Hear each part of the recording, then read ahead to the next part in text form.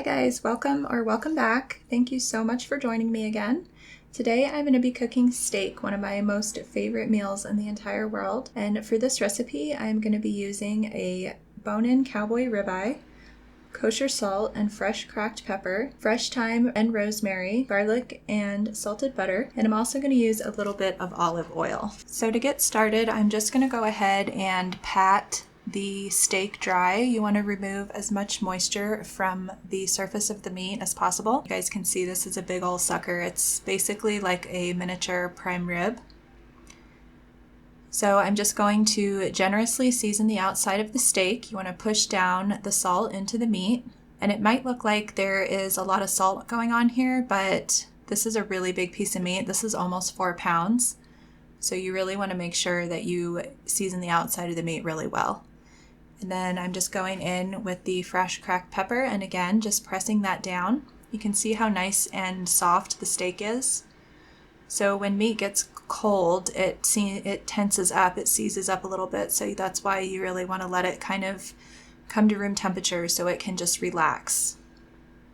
And again, just seasoning the second side now, just pressing the salt down into the steak. You guys definitely pick up some kosher salt. It's just going to make a really big difference in the control that you have over your seasonings, and it's just better for you in general. So it's a good thing to have around. And then I'm just pressing the salt down. This is my first time making a big steak like this, so I did do a few things that I think I'll do differently next time, and I will definitely tell you guys what those are when I get to that point. But just make sure that you season very generously.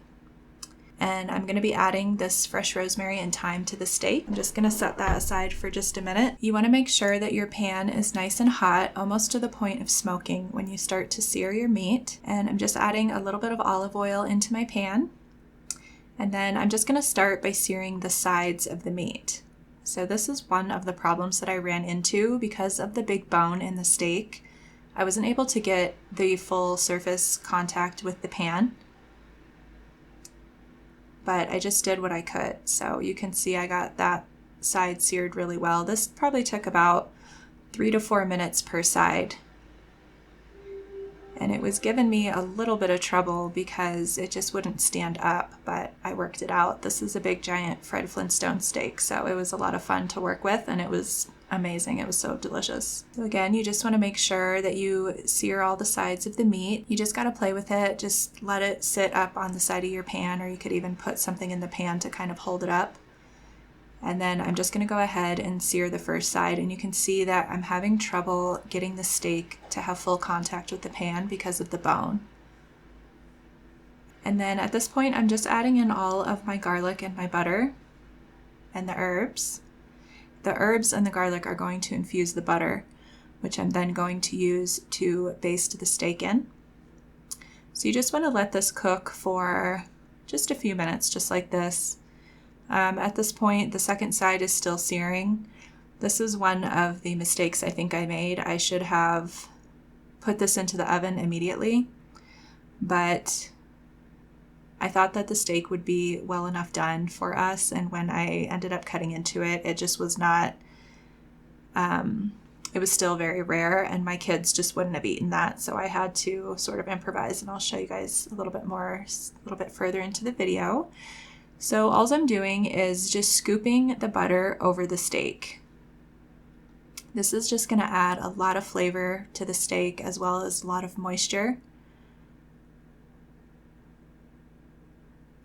And whenever you add flavors, herbs, garlic, different things to butter, you're creating a compound butter.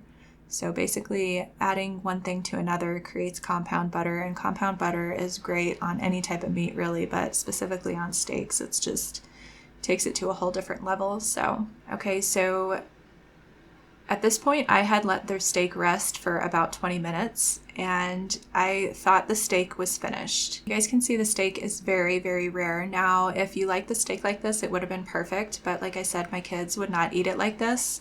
So I did go ahead and sear that side, and then I put this in the oven for about 15 minutes. And this is after it's been in the oven. And then I'm just basting the steak again with the butter.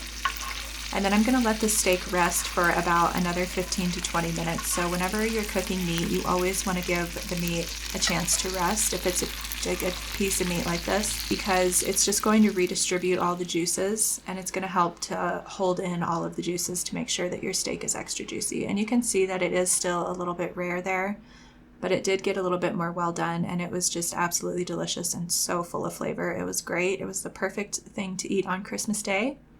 You guys, thank you so much for watching the video, and don't forget to give me a big thumbs up and subscribe to the channel so you can see more really simple and delicious recipes just like this one. Much love to all of you guys.